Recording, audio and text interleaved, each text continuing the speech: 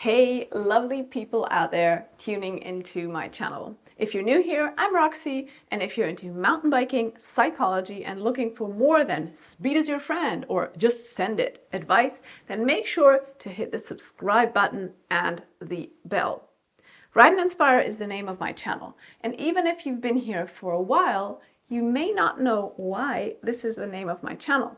It may be obvious, but ride is about riding a bike. But what's the inspire about? Well, I aspire to inspire with my videos, to inspire myself to keep trusting my journey towards being the person I want to look up to being the person I would want to meet, and to being the person I would have needed when I was younger. And I want to inspire you to find your own truths, both on the bike and in life. To inspire you to become and to be the best version of yourself, especially regarding your physical and mental skills on the bike. Before we get into the inspire part of today's video, here's my jingle with some riding.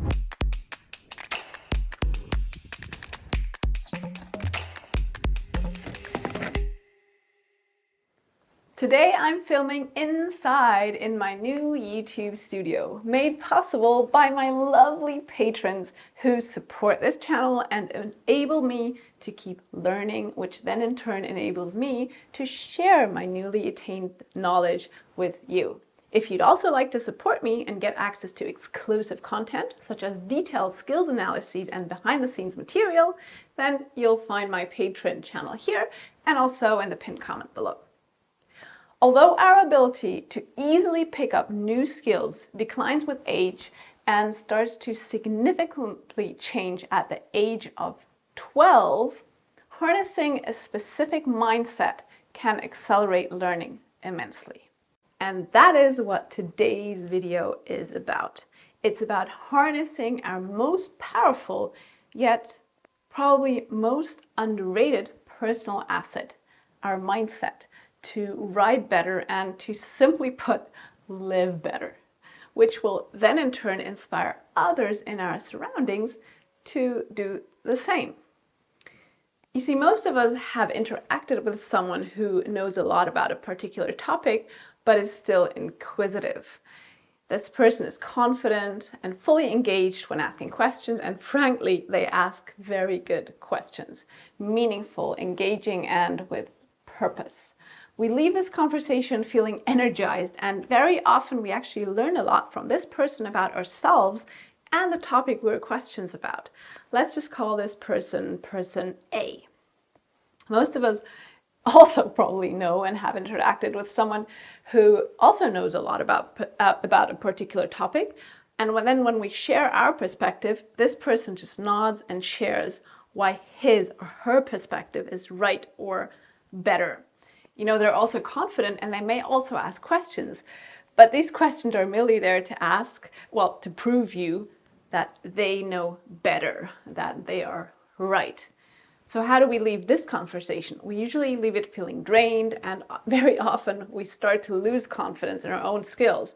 You know, although many times this someone, let's just call this person Person B, is just as knowledgeable as Person A. So, what makes Person A so much more inspiring to interact with?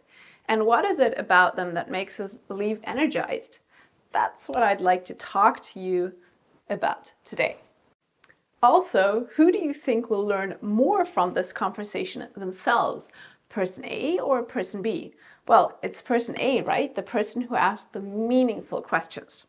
So, okay, Person A will just keep getting more inspiring and knowledgeable, but what is it that makes Person A so inspiring in the first place?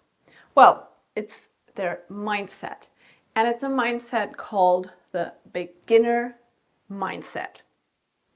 This concept is actually a concept from Zen Buddhism called Shoshin, which means having an attitude of openness, of eagerness, lack of preconceptions when studying a subject, and even when studying at an advanced level, just as a beginner would study the subject. And you see, I aim to be Person A, and I believe everyone could profit from being a little bit or a lot like Person A, because to become a master at a subject, You must revise what you believe you already know about it and be continually learning, open-minded, and willing to accept new perspective. You need to be driven to learn more instead of being right all the time.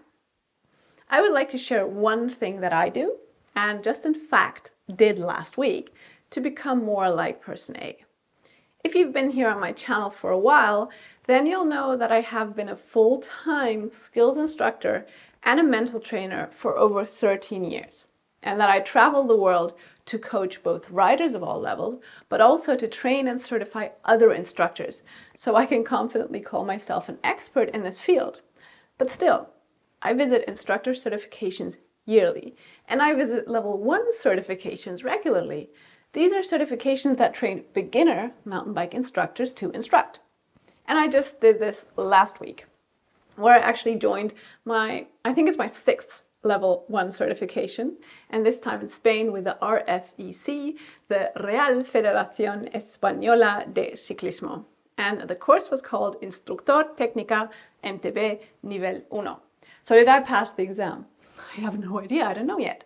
I certainly think so, but it's not even that important. You know, many people have titleitis, which is the disease of being obsessed with getting titles. And although, of course, I like getting a reward for taking certifications, well, you know, who wouldn't? The certification for me is not about the certificate. I rather learn a lot and not pass than just passing but not learning. So what did I learn? A lot.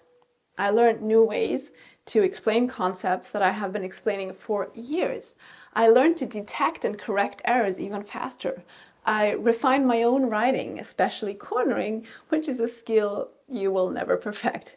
I met open-minded people who shared details about topics that I had never even considered before. And overall, it was just an amazing weekend. So, you see, many instructors I meet say, I don't need a certification, or I already have one, so why should I take another one? Well, here's the deal. Like I said before, to become a master at a subject, you must revise what you believe you already know about it, or think you already know, and be continually learning, open-minded, and just willing to accept new perspectives. You must be driven to learn more instead of being right all the time.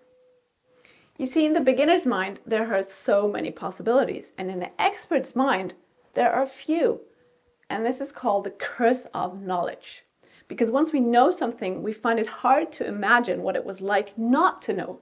Our knowledge has cursed us, and it becomes difficult for us to share our knowledge with others because we just can't readily recreate our listener's state of mind. And it's not just about sharing with others. Sometimes we get so tied up in our own expertise and experience that we find it difficult or even impossible to see things objectively. You know, we can't see the wood for the trees because our focus just narrows down. So overall, there's so much value of approaching problems as a novice, even if you already know a lot about them. It makes you just more willing to experiment, to ask why, and to question the status quo, which in turn advances the entire industry. Nothing has ever gotten better by doing the same things over and over without adapting, right? I don't know if you know the famous quote by Albert Einstein, who said, "The definition of insanity is repeating the same things over and over and expecting different results." Well, ironically, having great knowledge about an issue can be a detriment to obtaining even more knowledge. Rigidity and close-mindedness just limit our ability to grow even further. But with curiosity, on the other hand, you can open up your mind to a whole new world of knowledge not previously known. And although an expert may know a lot, an expert mindset provides a narrow point of view that can block you from finding new and better solutions to a problem. As a beginner, however, you will not see a right or wrong way to approach a problem or situation. So the solution to constantly evolving is to get into that beginner mindset every so often, especially as an expert. So today, I just want to invite you to try this out. In which field are you an expert, but can take a step back and see the topic from a beginner's perspective again. Just try it out and practice, because you can strengthen your ability to have a beginner's mindset in the same way you would as strengthening a muscle. So here are a few tips to get into that mindset. Focus on displaying a hunger for learning rather than already having an understanding. Concentrate on not responding with statements, but rather asking questions like why, how, or what to discover more about the topic at hand. And let go of the need to be right and put your ego in the back burner, giving every moment the opportunity to learn something new. In this state of mind, you are free of conceptions of how anything works, free of expectations about what will happen, and filled with curiosity to understand things more deeply. You are open to a world of possibilities, since you don't yet know what is or is not possible. You're such a star if you stayed until the end. Give me the thumb up, share this video with someone who needs it, and comment below. If you have questions, I'm happy to answer. Get a free track stand course right here, subscribe here, and I think you'll also like this video. Goodbye.